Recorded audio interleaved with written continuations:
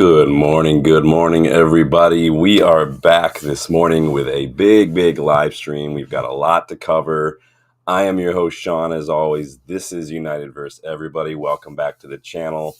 Apologies right off the bat if I cough, if I sneeze, or if my voice sounds a little rough. I'm very sick, trying to push through it, but we're making it work because we know that we got to get together. We got to talk about United. We want to talk about the Fulham match. We were going to talk about the big 1-0 victory. It was 3 points we weren't expecting. At least I wasn't expecting. It was a nice birthday present for Ruben Amorim, right, who turned 40. But before we dive into the match, like I said, it's going to be a big stream today. I want to talk a little bit about some of the stadium updates we got yesterday regarding the Old Trafford regeneration project and how that impacts us. And then we're going to talk a little bit about transfer news. So like I said, big show. Let's dive right in. Danny B in the house. Good morning, Danny. A little earlier probably than a lot of us are used to. Like I said, it's really hard for me to have a set schedule with this. A lot of it's depending on my schedule, my wife's schedule, and when I can carve out time and everything because she's got clients, I've got clients. I can't have her meeting with clients while I'm doing a live because if you guys hear anything from the other room, that would be a violation of privacy. So we got to work around that. But in any case, we're going to dive in with some news. Hit the like button, subscribe if you are new, share the link if you want, hit the bell to make sure you don't miss out on anything, and then also be sure to check out those membership options if you guys want to figure out new ways to get involved in the content. So let's get stuck in. Let's dive with a little bit of transfer news to start things off. So this is coming from Fabrizio Romano. After initially reporting that Lecce were expecting to bid on a fullback, this was like last week, Romano reported yesterday that Lecce are indeed going to sign Estrela fullback Danilo Veiga. So this is a Portuguese fullback who's also been looked at by other clubs in the Portuguese league, Sporting and Braga, for instance. Now, some of you are like, who cares? What do I care about what Lecce are doing? Like, it's not United. This is a United channel. That's true. But we've also been locked in a back and forth with current Lecce left back Patrick Dorgu. The clubs are still a little bit far apart on their evaluation of Dorgu. I put out a poll on Twitter and on the channel with who you guys would prefer, Dorgu or Alvaro. Majority of you actually went with Dorgu, which was surprising for me, to be honest with you, considering Alvaro is one of ours. He's half the price. But you guys, hey, this is your channel. I was happy to put the poll out there. But with Lecce looking like a cert to sign a new fullback, could this be indicative of the fact that they're looking to replace an outgoing fullback, i.e. in this case, Patrick Dorgu? Let me know what you think. If that's the case, is this one of those instances, no smoke without fire? Is it coincidence? You guys let me know. Would you still take Dorgu? Do you mind that? I still think Lecce want a little too much. I think we're going to be paying over the odds, but that's nothing new for us, quite frankly. There's a lot of players that we paid over the odds for. Box, good morning, my friend. Good to see you. Moving on, Matteo Moretto reported this morning that Fenerbahce and Galatasaray are the latest clubs to express interest in Marcus Rashford. Obviously, Rashford not involved in the matchday squad again yesterday. This is like 2 months now. The guy's not been involved. Amorim came out yesterday and basically when he was asked about Rashford, and he's careful not to go in specifically on Rashford, but he's careful. He was also pretty blunt in a statement that he made that he would rather play his goalkeeping coach than a player who's not, putting enough effort in and training and on the pitch. So pretty damning statement from Amorim. But according to Moretto, we got clubs in Turkey interested in Rashford. Nothing concrete yet, nothing advanced. I think, honestly, a loan to Galatasaray could be ideal for Rashford. They're not bad. They're actually doing pretty well.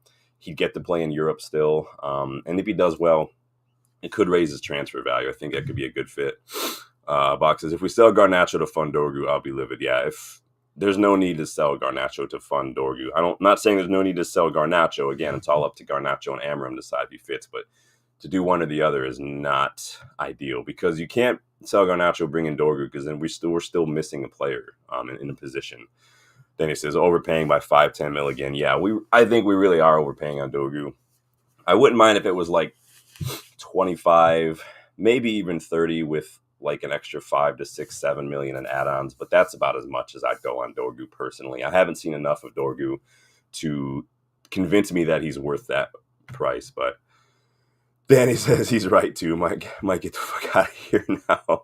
I don't know how many ways Amorim can say that like Rashford's just not doing enough. The press seem to want to ignore everything else about the Rashford situation other than the fact that Amorim is dropping him. But hey, it is what it is. We know the English media love an English player. So Box says, couldn't we spend the Sancho money 6 months early? We don't have any money to spend right now, honestly. I wish we could. It looks good on PSR, but that Sancho money is not guaranteed technically yet, unfortunately, Box. I mean, it looks like certain, like Chelsea aren't going to drop below 14th, but again, that's what cues the automatic obligation to buy. I believe, if I remember correctly, they have to finish above a certain place. Could be wrong though, but I feel like that's what I remember. So that's a bit for the transfer news. Not a whole lot. We'll probably get more throughout the day. We know Monday tends to be a big day. A couple days left in the transfer window. I do have a stream planned for when the January window closes. Now, I've told you guys, I know there's a lot of opinion on Ineos. Some fans went after Sir Jim last night at his car to complain about ticket prices. I know that. And you guys know, and you guys are probably frustrated that I haven't been as outwardly vocal and open with some of my thoughts on that. But I've told you time and time again, I'm reserving my thoughts until after the window. I said going into the window what they do, or more importantly, what they don't do. It's going to tell me a lot. I have a whole video planned for after that to kind of look at the transfer window and see how we do this. Box says Chelsea have gone from 2nd to 7th, so you never know. Sancho might be back. Yeah, you never know. Honestly, it's so funny. Attitude aside, Sancho would fit very well as a 10 in this system, but it is what it is. But moving on to the next bit of news. So this is the big thing that came out yesterday. I saw this from Mike Keegan, I want to say. So, Justin, if you're watching, mute the live stream for a few minutes because you're going to cry. No, we're not talking about McTominay. We're talking about updates regarding a new stadium. Justin doesn't want to leave Old Trafford. Neither do I personally, but we don't have a choice. The biggest focus seems to be on increased capacity at Old Trafford, and unfortunately, Old Trafford just can't handle it. Structurally, it's never really been updated to keep up with the demands, and there's really just no way to add seating over that rail line. So it is what it is. Ineos, remember, formed that task force, and looking at stadium options was one of the first things they were doing. They were focusing on viability, scope, time frame, cost, everything. Then you have the new stadium option with aspirations of 100K seater Wembley of the North, as it's been called. The architects behind state-of-the-art SoFi Stadium in California were consulted on this as well. We saw some architects coming in from all over the place. Fast forward to this latest announcement. So again, I saw this first reported by Mike Keegan with the Daily Mail. The club have since announced it on their website as well. Apparently, the UK government has announced its backing for this Old Trafford regeneration project officially. So United have been making bids and presentations, and they've been doing their due diligence, and it sounds like the government is behind the project as its whole. Chancellor Rachel Reeves has revealed she will champion the regeneration project around Old Trafford as a shining example of economic growth. While United will be responsible for the stadium development, support from public bodies would be needed to unlock the wider generation opportunity, including improved transport infrastructure and housing. This is key because, again, this isn't, despite what headlines are going to tell you, the government is not backing the stadium. The government is backing the overall project. The stadium falls within that project, but it's United who are responsible for the stadium. But the government are supportive of United's reportedly promising larger kind of plan for this. So the project as a whole, basically. What's the Andy saying? Honestly, I can see Chelsea coming up with some loophole. Yeah, I mean, Chelsea do love themselves a loophole, and they can sell a couple hotels to make up for it, right? And we'll see him back, says Danny. I mean, you never know, man. Boxes, I can see Chelsea offloading him for a small profit. Yeah, Chelsea could pay $25 million for Sancho, get that done, and then somehow flip that for $50 million. All spin from Spinios to distract the fans. Spin. The government said the project, which will also lead to new housing, commercial, and public spaces, could be a shining example of the bold pro-development model that will drive growth across the region. Authorities are exploring setting up a mayoral development corporation to develop the area. And the Mail is reporting that United are hopeful that work is going to start before the end of this season even, or actually it says the end of this year, so maybe that's 2025 as a whole. The final decision is going to be made before the end of the season, so it's interesting.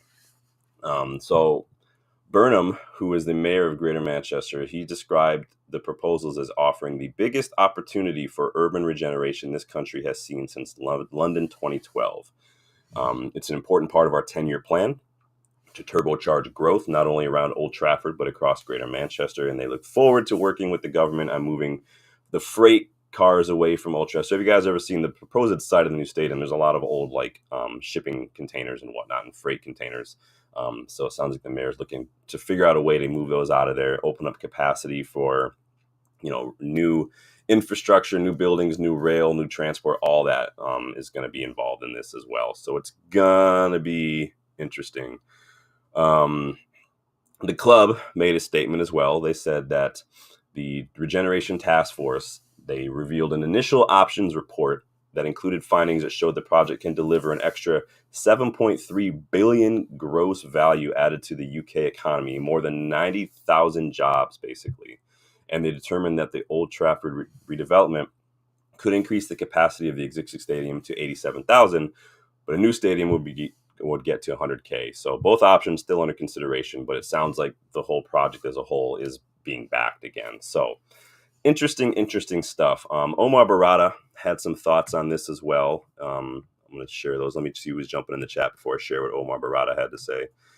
Teresa, welcome back. Hi, everyone. I think a new stadium is a good thing. The current stadium could be upgraded a little later so the academy can use it for their games, open to the public.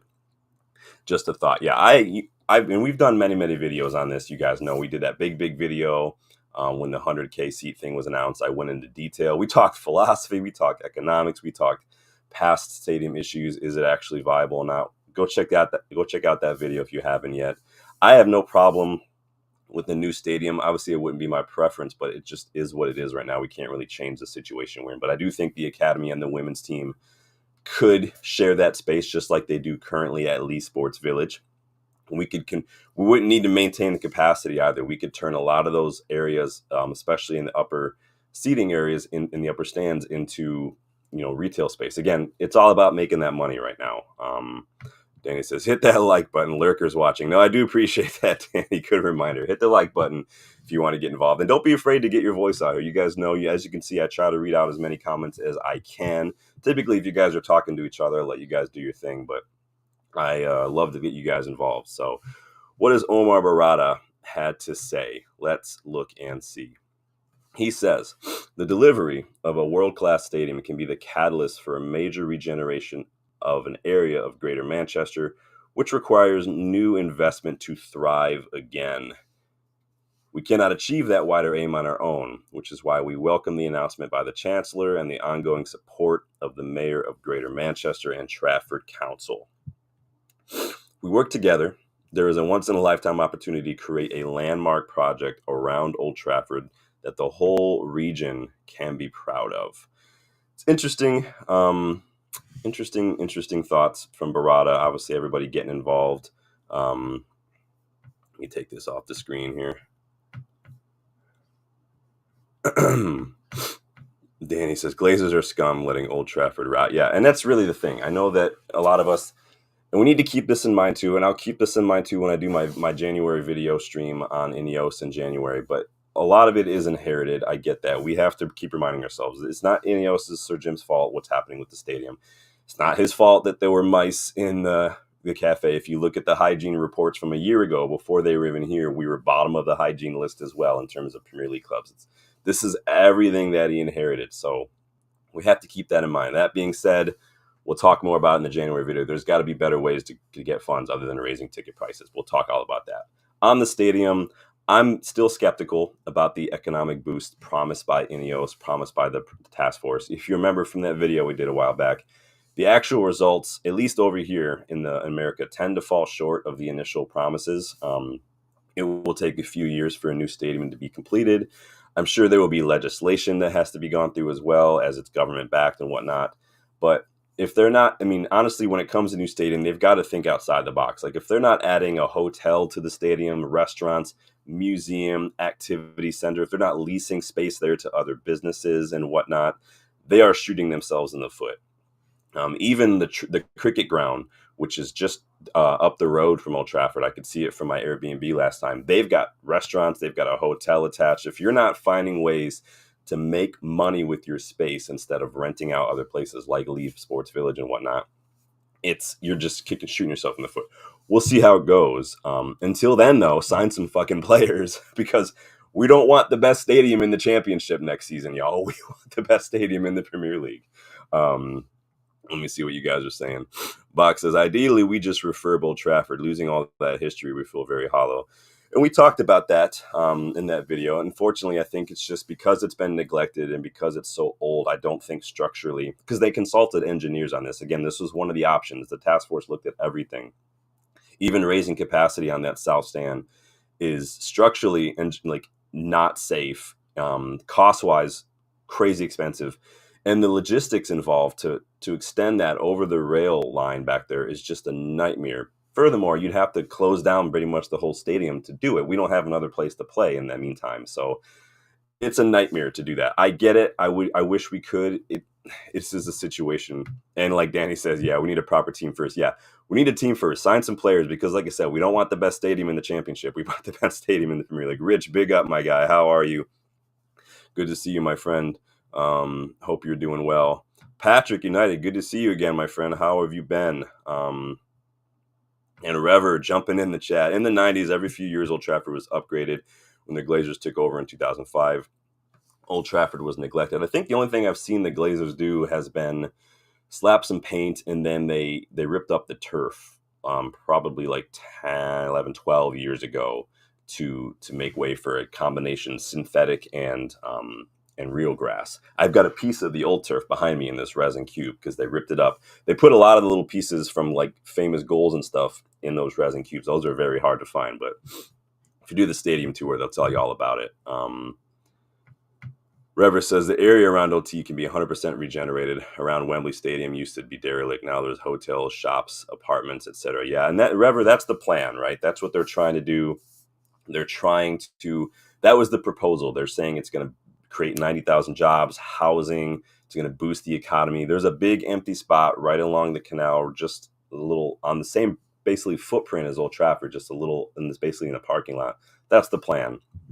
But Rich says we won't get relegated, but we'll not compete in the league for years. Yeah, it's a bit tongue in cheek, but who knows what can happen? Like it's a little embarrassing. Danny says disgraceful. Yeah, it is a bit. And again, this is a lot of the Glazers. And people forget that Sir Jim is actually not taking any money from the club. He's actually put in his own money. Again, I know I sound like a Sir Jim apologist. I'm not. I'm just trying to keep things within context. I'll let my rage out in the next stream when we talk about January. But Danny says we're not seeing Champions League for at least 2 seasons, or it's probably more. Yeah, and that's only in a situation where we're already financially strapped, missing out on Champions League again, and the money that Adidas are going to pull. That's only going to make it even worse. So if we thought it was bad now, we don't get Champions League, it's going to be worse. So it's going to be interesting. So let's move on to the match. Don't forget to like and subscribe, people. You can get your thoughts in as well as we move on. But we're on the road to 3K, so I know we can get there. You know, I believe in you guys. Call it an educated wish, but I think we can get there. Let's see here. Rever says, did you find time to go to the Football Museum last week? I did. So I've been to the Football Museum once before. When I went last year, I took a morning and went to the Football Museum. It's tons of history, but Justin has never been. So he and I went when we were there last week, and Justin loves it. He was reading literally every single placard, Justin was all board.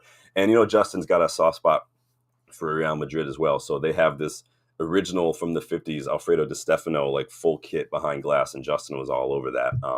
But yeah, the Football Museum is pretty cool if you guys ever get a chance. A lot of really good history there. If you guys do ever find yourselves bored, and if you are staying in Manchester, I did put a link, as I've done in the last couple of videos, for the Airbnb where I stayed. It's a block from Old Trafford, a block from a tram stop, walkable distance, everything, super cheap. It had 2 bedrooms, 2 bathrooms, laundry, full kitchen. It was excellent. We have a great view of the cricket ground. Like, go check out the link if you guys are ever in there, and check it out. Danny says, any more updates or reports?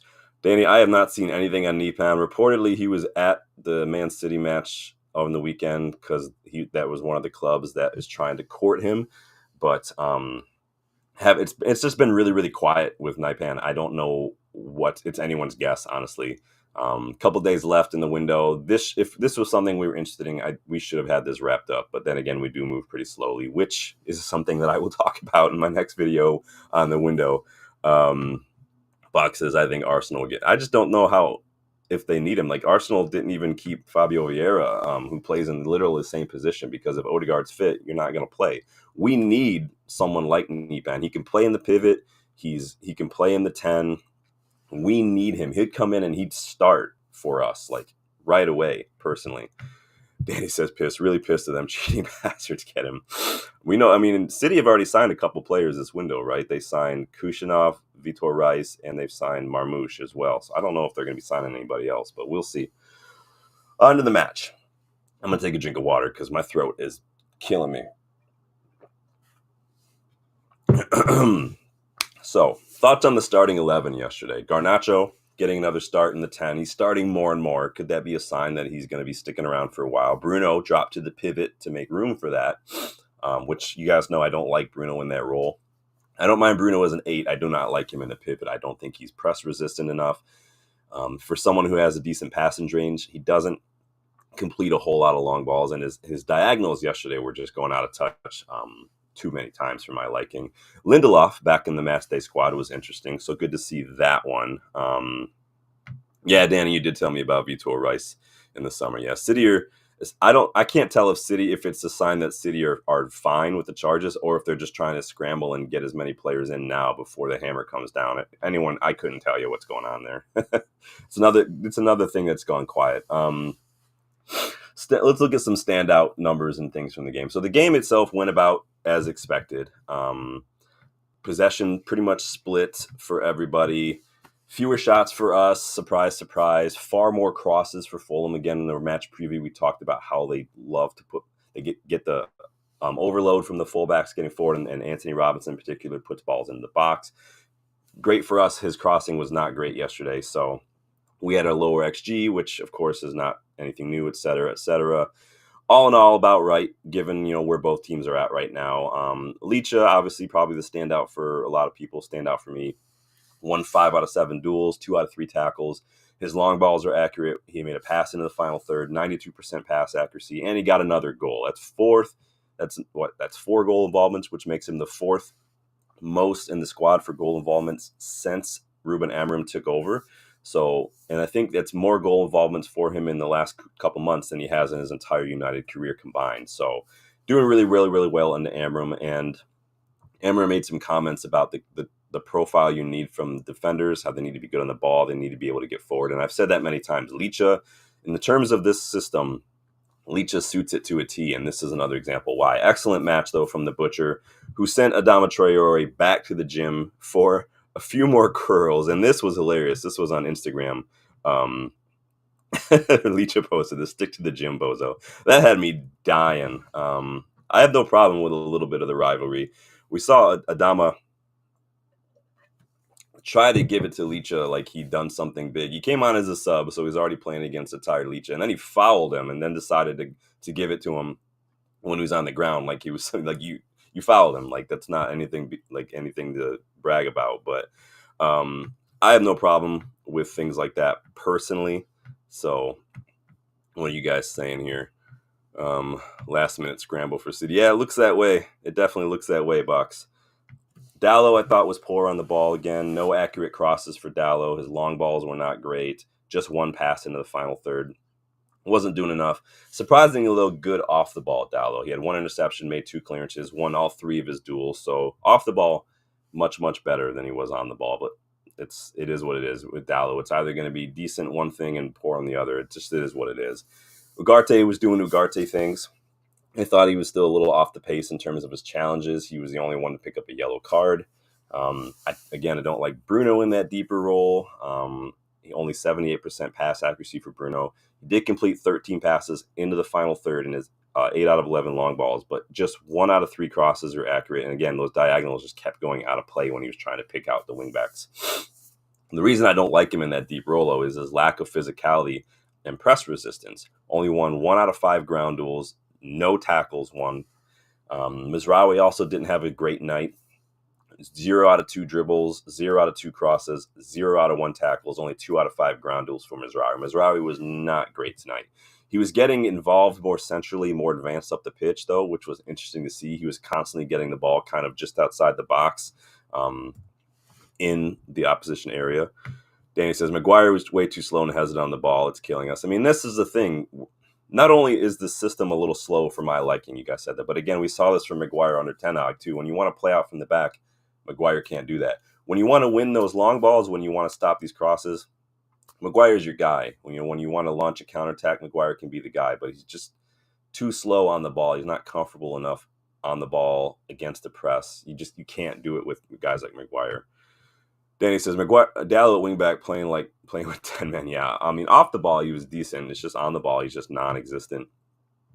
Box says, Mizrahi looked uncomfortable when inverting, kept losing the ball. Yeah, and we've seen that from Mizrahi a couple times. When he's trying to carry the ball through people, he loses it.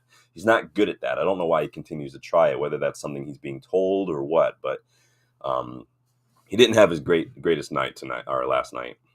Rever says, not enough shots. I think the first shot was the goal. Yeah, I think the only other shot we had was that attempt from Bruno on the free kick, which honestly he should have scored that. He just pulled that one wide. Technically, it won't be a shot on target because it was wide. And Danny says, yeah, no high line. Yeah, you don't want Maguire in a high line. That's just inviting disaster. Nick says, no line at all is better. Welcome, Nick. How are you, my friend? Good to see you again. The number 10 spots are a little difficult for us right now. Garnacho and Ahmad started there, but because we once again struggled to move the ball, just like against Southampton, both of them were forced to constantly have to drop back deep, facing their own goal, facing their own defenders, trying to get the ball in their own half, basically, and then have to struggle to find space. Now, we know both of them tend to do a little better when they've got a little more space to work with in wide positions. So this is not getting the best out of them. Ahmad has shown that he can play in that 10 role, but when we're struggling to move the ball, it's almost like non-existent. Garnacho was lively. He was getting around. But again, it's clear that when he doesn't have the space to work with, that position just isn't natural to him. It just is what it is. I haven't been convinced in our ability to see out a lead for a while now, and it was the same last night. We need to take better care of the ball. We need to make better decisions in the final 10 minutes, especially when we're ahead. I thought we let Fulham get back into the game a little bit. We were sitting at some points with 10 men in the box, just defending for dear life. I thought that showed a little bit of too much respect, a little too much on the back foot, when we really just needed to take better care of the ball. Keep it on the ground, take it to the corner, pass it around, cycle. You can do that horseshoe pattern passing that we've seen for 90 minutes in the last 10 minutes when you're seeing out a lead. Make it boring, like I've said many times. I just thought it was not great from us. Instead of trying Hollywood balls in the 90th minute, like Bruno, for instance, he got it forward. He tried to just hoof one into the box, like just take it to the corner and hold on to it. You can win a throw-in, you could win a corner, you can get fouled. Like that's just, I need to see better on a consistent basis. Just keep it on the ground, carry up the pitch. When we are defending, clear the danger. Too often, like we're not good at clearing the danger. Nearly cost us when it fell to Muñoz in those final minutes, and he lasted his shot and he skied it, but. It's a little annoying. Let me see what you guys are saying here.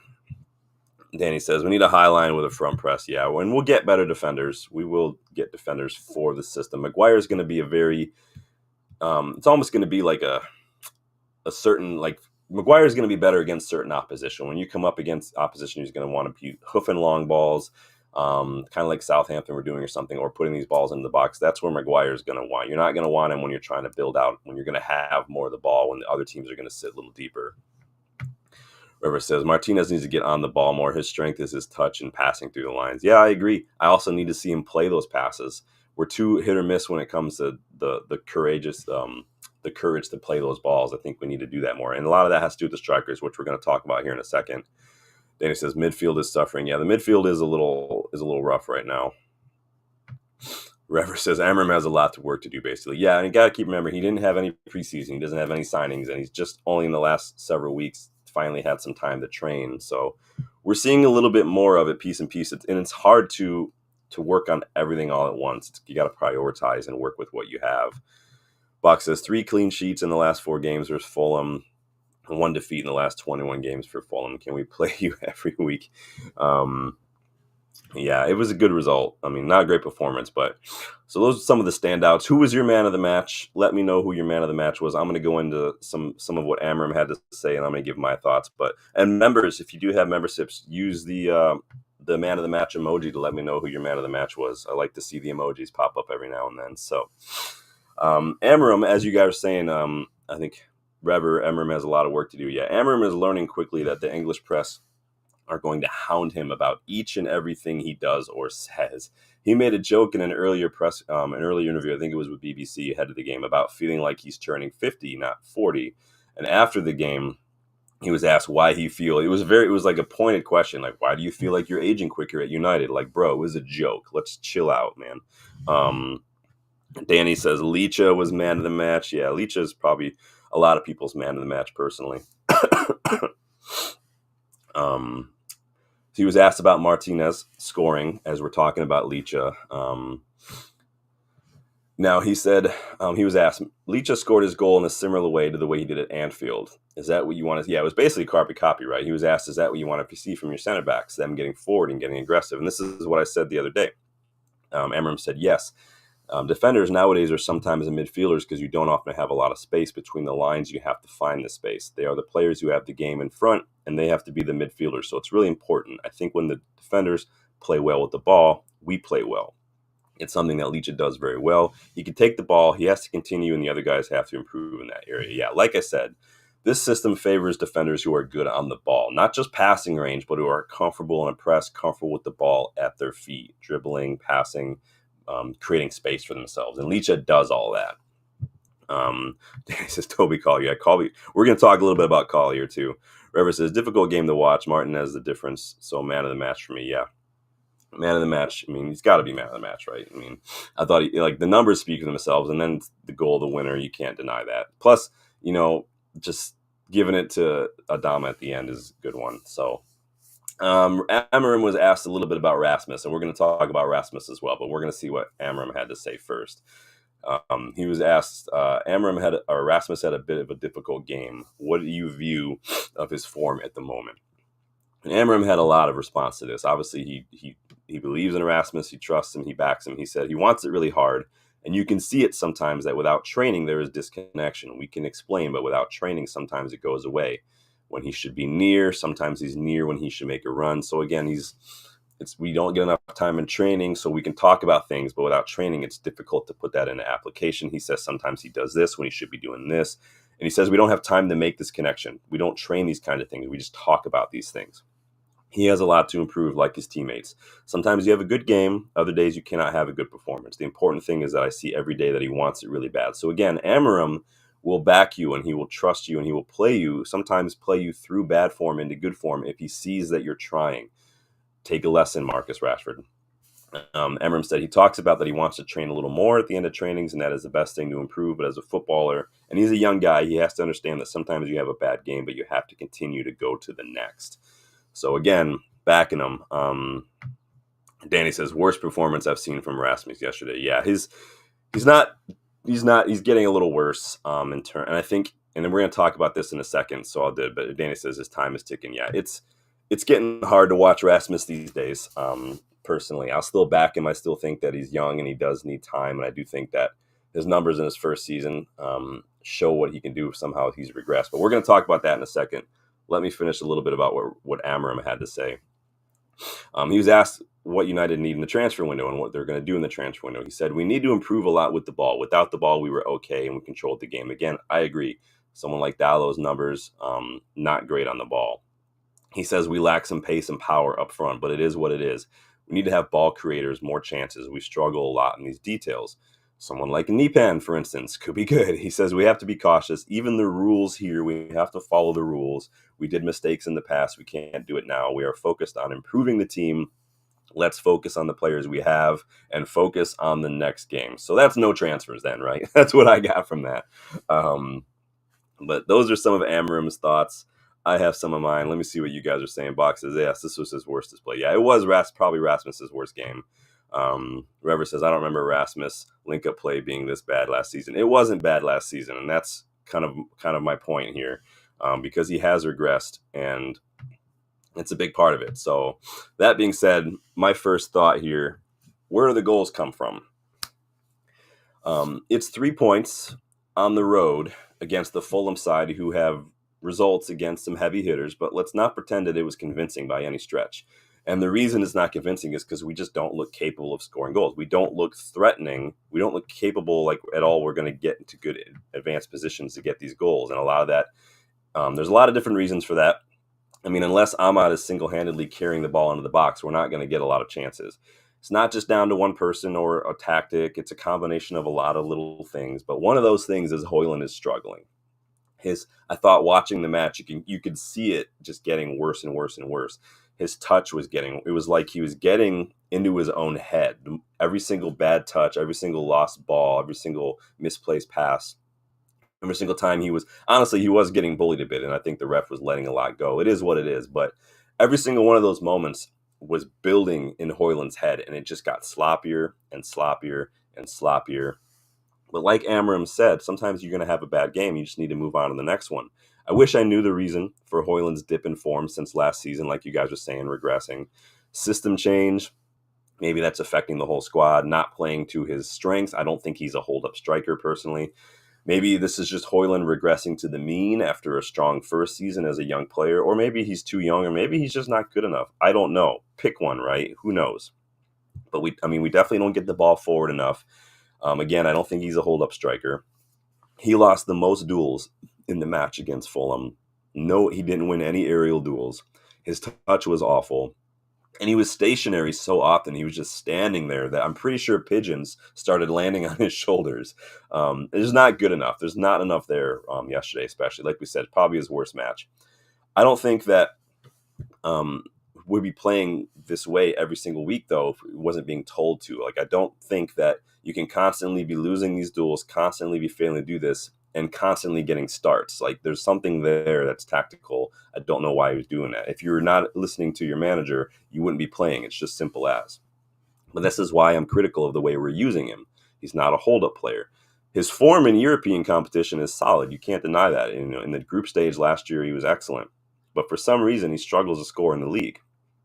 Still, if he wants to be a well-rounded striker, Højlund's hold-up play, he's going to have to improve. And I'm not saying get bigger, get stronger. Like, you can't really do that, but you have to be savvier. You have to create some space for yourself, a little bit more movement. Don't always just wait for the contact and then start a wrestling match. You have to get better at that. And he will. You can't expect a 20, 21-year-old striker to just know how to do that this early in his career. It is what it is. But if it's not working, let's stop doing it so much, is basically what I'm saying. Because if we're going to keep doing this, if he's going to keep suffering, if he's not going to get involved, if his touch is going to let him down, if he's not going to move around enough, then it's not going to work for him, and he's just going to have to leave, and we're going to take a loss. Because his teammates are also never going to want to pass to him if he's losing the ball all the time. He lost the ball a lot yesterday. A team who maybe would play a little bit more to his, maybe he could go on loan to Leicester or something under Ruud and do really, really well. I don't know, but it is what it is. But it's not just on a Højlund. We can't just rely, on because Xerxes not doing it either. We can't just rely on Ahmad or Bruno or Licha to pop up with the odd goal here and there. It's not a sustainable way of playing. You need our nines to do the job. We need better players around the nines as well, players who are suited to this role. I mean, I get that Amorim is going to need time to look at each facet of his system and implement those tactics. But like he said, we need more time in training. We need to work on finding the strikers. We need to work with the strikers themselves on their movement and their hold-up. We need to work with everyone else in terms of their passing, their crossing, their creation. We need to get on the same wavelength. A lot of times we just not on the same page with runs, with passes to put the balls in the box. I mean, just one accurate cross on the whole night. I mean, that's not going to do it. This is the point. Like, when you're not getting the ball in the box at all, what are you expecting to do? I think Ahmad needs to take one or two fewer touches when he gets into those areas. Sometimes he's guilty of taking a little too many touches, and the chances go. Our wingbacks need to get forward and stop constantly passing backwards to kill the momentum. Again, we just need to find some way to get it clicking, iron out the kinks, and I think things will start clicking. But we need to also get some creative players in the squad, because strikers need service, and strikers have seemed to struggle at United for a while. Even Cavani, who was a proven goal scorer, bagged just 17 in his first season at United. And Højlund, young, unproven, never meant to be the main guy. He managed to get 16 last year. I don't know how that happens because now it's just dropped off a cliff. Maybe Obi Martin can come in and get some minutes, but I don't think he's going to get service either. Let me see what you guys are saying. I want to catch up here. Bach says, but seeing Xerxes failing to win every header yesterday and struggling the link was bad as well. Yeah, exactly the point. Nobody's doing well, Bach, in terms of strikers. Xerxes, Højlund. I'm a little more lenient with Højlund because he is young and because he had a good season last year, but that doesn't mean I can't be critical of a performance. I think two things can be true at the same time. Like I can criticize his performance, and I can even say he needs to improve or I don't see it going well for him. But I can also not use this season to define him as a player and say he needs to be sold. I see a lot of fans just giving up on Højlund already, and I think that to me is a little bit of a knee-jerk personally, especially considering like I did that article with Stretty News a couple years ago when we signed Højlund, comparing him to a lot of the other top strikers at the same age. So at his age, when he was 19, 20, Højlund was better. His numbers were better than guys like Robin van Persie, Harry Kane, Mo Salah. Who else? There's a few. Thierry Henry, for instance. Better than a lot of these guys. It just is what it is. I'm not saying that he's a better striker. I'm just saying there's a reason a lot of clubs are interested in him. There's a reason there's a cause for us to be a little more patient from him and maybe back him a little bit more. The amount of people just giving up on him and it's just amazing to me. Danny says his link up when he first arrived, the difference is like night and day. Yeah, I don't understand. I mean, maybe because it's a different system. I don't know. I really don't. We're not getting as many numbers forward now. These wingbacks that we have it's become more of a back five than a back three. So maybe there's just not enough movement around him. Under Ten Hag, the 4-2-3-1, there were wingers. There was a pivot. It worked a little better. Who knows? Bach says false nine, Ahmad, Garnacho, Bruno, tens, false nine, Bruno. Yeah. Danny says, just think back to Rasmus' first game against Arsenal. Haven't seen that in 12 months or more. I mean, he had a brace in Europe a couple weeks back, if I remember correctly. I mean, he's doing it in Europe. I just don't understand why he's not doing it in the league, personally. Bach says his head looks gone at the moment, where even a basic pass is a mental struggle for him. Yeah, I think, and like Danny says, he's overthinking. Yeah, I think he's getting into his own head. Every single mistake he makes, it's building. It's having a snowball effect. Again, that's that resilience that we've talked about, and he's young. To expect that kind of resilience from a 20-20-year-old is a bit. I mean, I've worked with guys who were like 40 and 50 as clients, and like a lot of like they don't have it. It's hard. It's not something that you're naturally just born with. Bach says Højlund surely can't be enjoying what he's doing at the moment. He looks tired when he's sub, but he's been basically grappling around the deck most of the game. Again, and it's up to you if you decide if you think that's Højlund doing that or if he's been told to do that. Because if he's not been told to do it and he's doing it week in, week out, surely he wouldn't be starting. I think it's not as simple as Højlund or tactics. It's both, but something's got to change. You need to keep the ball on the ground, get him to curve these runs, and find him in the channels. Because the problem is we're not getting the ball forward again. You know, our wingbacks are not getting forward enough. We're not inverting enough. Our tens are having to drop deep. When the tens have to drop deep into their own half to get the ball, the whole thing is broken down before it even starts.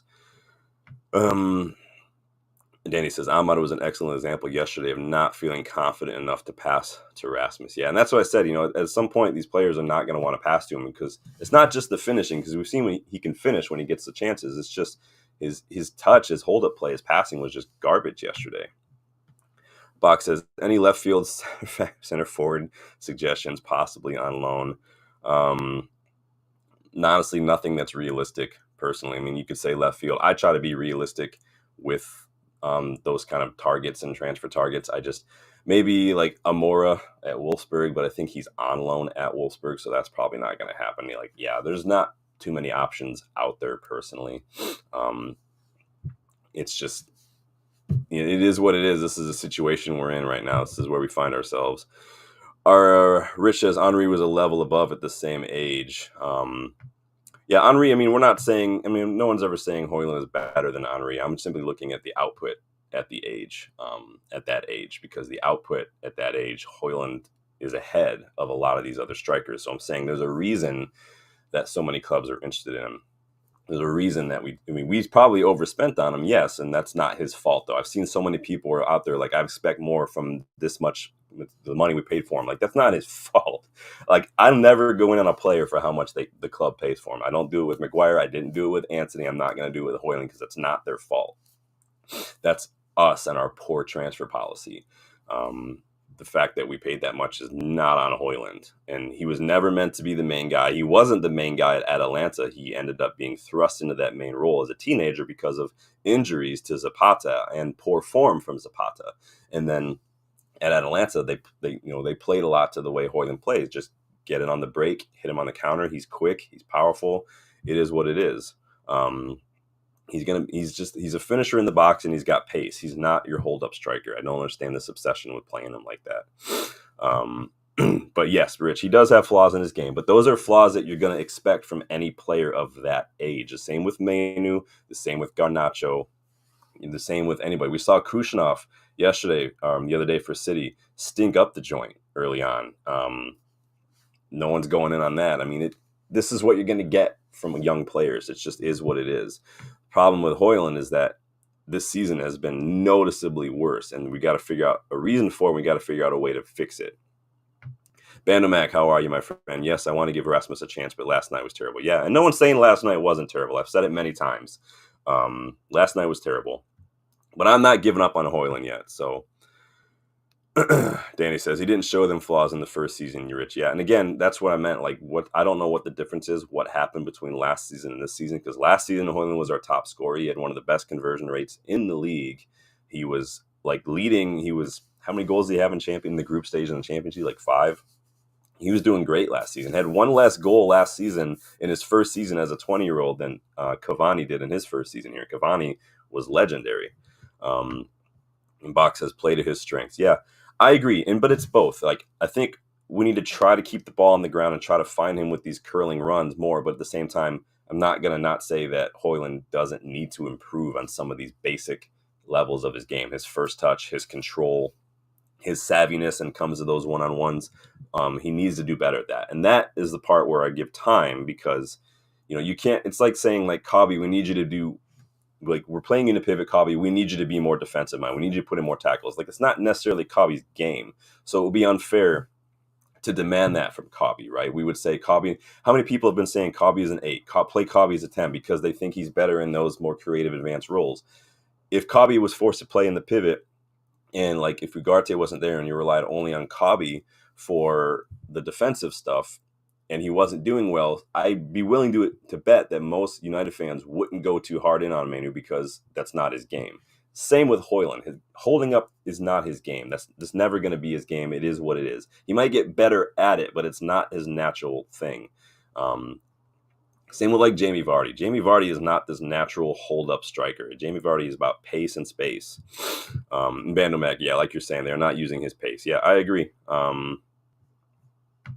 Danny says Turkey. Yeah, I would love Turkey at this club personally.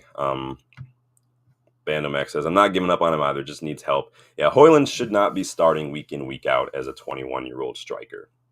It just is what it is. We needed another striker. Someone maybe a little bit more experienced to come in to maybe handle more of that pressure because this is a lot of pressure. A lot of the headlines are, he costs this much, he's struggling. What the headlines really should be like, that's a lot of pressure to put on a 21-year-old, personally. But it is what it is. Moving on to my next point. Hold on, what's Danny saying? They were going hard on Manu already this season, the fan base. Yeah, and I think the fan base just needs to be a little less knee-jerk and a little bit more patient. Imagine a fan base that backed its young players, especially when they're struggling a bit. Wouldn't that be a sight? But I'm not criticizing you guys. I'm just saying in general. Oops. Jumped ahead a little bit too bit. Here we go. So, next point. Collier is the next Academy starlet. Collier came on in the 76th minute and had another great showing. He looks comfortable on the ball. He seems to always be in the right place at the right time, like that goal line clearance to deny them. Honestly, that goal line clearance was more vital to the 3 points than Licha's goal was, in my opinion. Saved that. I mean, that was literally millimeters from being a goal. In a situation like that, where we've been so vulnerable, the positional awareness of Collier to be in that position, to know where the danger is coming from, to make that clearance, it shows a reading of the game a footballing IQ that is well beyond his age, something that we've seen from like Manu at times and whatnot. And that to me, it's those little moments that really show you more than what you're going to get from numbers and whatnot. He's ahead of Eriksson and he's ahead of Casemiro in the pecking order, both of whom were on the bench yesterday. And this wasn't even a one-off. Collier was excellent against Rangers as too, where he started that match. In that match, he completed 2 out of 2 dribbles, 94% pass accuracy, 2 interceptions, 8 recoveries, 3 out of 4 ground duels. I mean, he needs to work on his aerial duels because he's a little slow in that there's not enough confidence when it comes to those aerial duels. He's jumping on the back foot in those aerial duels when he needs to be jumping off the front foot, being a little bit more attacking in that mind. Needless to say, he's raw, just like Højlund. I think Collier might be around the same age as Højlund. But there's already so much there in Collier. We're not losing that academy graduate record in the matchday squad anytime soon, is what I'm saying. I think Collier to me fills me with nothing but confidence every time I've seen him. He comes on, and you saw. I mean, Licha made a point to praise him after the match. The way he's working hard, the way he puts in an effort. I love what I see from Collier. I really, really like that. Box says, I promote Gore into the 20-man matchday squad as well. Yeah, Gore's looked pretty decent. Obviously, he was a big part of Ten Hag's plans until he got injured as well. And Sekou Kone, I saw, got a start yesterday as well. So could be seeing him back in and around some minutes here. But you guys let me know what you think about Collier. Could he be the next Academy starlet to come through and kind of make a name for himself in this first-team squad? He's already ahead of Champions League winners in Casemiro, and he's ahead of experienced, silky passers of the ball like Eriksson. So you guys let me know. Moving on to my third thought here. Amorim ball still in beta test. So I don't think we're really seeing the best of Ruben Amorim's system, and that's not a criticism of him. I just think that we're still in the early stages. There's still a lot of wrinkles to iron out. I think the best is yet to come. I think I've seen a lot of people who are very critical of the formation in general. A lot of people don't like a back three because they tend to call it a back five. A lot of people are saying it's not going to work in the Premier League. It doesn't work. It's too defensive. It's not meant to be defensive. Really, it's not supposed to be a constant back five like we've seen in recent weeks. But in the back three, the wing backs are supposed to provide width. They're supposed to provide attacking options. They're supposed to get forward, invert, overload in numbers against opposition fullbacks and whatnot. But what we're seeing, again, is a back five. And it's killing our ability to get the ball forward and create chances. It's leaving a lot of our attackers isolated. It doesn't help when you have 6 outfield players who are defensive-minded, who are defensive profiles, and just 4 who are more attacking. It's just not going to happen. You're not going to create goals and chances. We had 4 shots yesterday, an XG of 0.25. That's not going to get it done. It's just not. Keep in mind, too, that it is a very different system than we've ever seen at this club. Amorim hasn't had signings, hasn't had a preseason. What we've seen, though, what's telling is that a few players just can't hang in this system. There's not that they can't, some of them just can't handle the demands. Some of them just, their position just doesn't fit, like Dallo, maybe even Mizraoui, Garnacho, Rashford, doesn't fit the system. It doesn't mean Amorim also can't make a few tweaks here and there. I'm not saying abandon the principles. I'm saying just make things, move the ball quicker, get the fullbacks, the wingbacks further up the pitch, tell them to carry the ball instead of stopping and passing it all the time. But we have seen from Amorim is that everybody's given a chance. A few have been tried in different positions even. So again, it's clear to see who doesn't fit. It's not, you can't say he's not giving everybody a chance. Furthermore, we've also seen that if you're not performing, you will be dropped, be it on the pitch or in training, Rashford. And if you are performing, you will be given a chance, such as Bayindir in the cup competitions, or Collier, or Joshua Zirkzee when he's having a good run of form. I think rotations are going to be key for this system, especially in the future. But in order for rotation to start being a more consistent thing, we have to get a core 15, 16 players who can handle the system, who are good enough to start. It's not just about having 11. You have to have 15 or 16 that can start on a given week. They need to be able to play the system. Need to have the mentality, need to have the physicality. It's going to take a few windows to get this right. We still need to get rid of some players as well.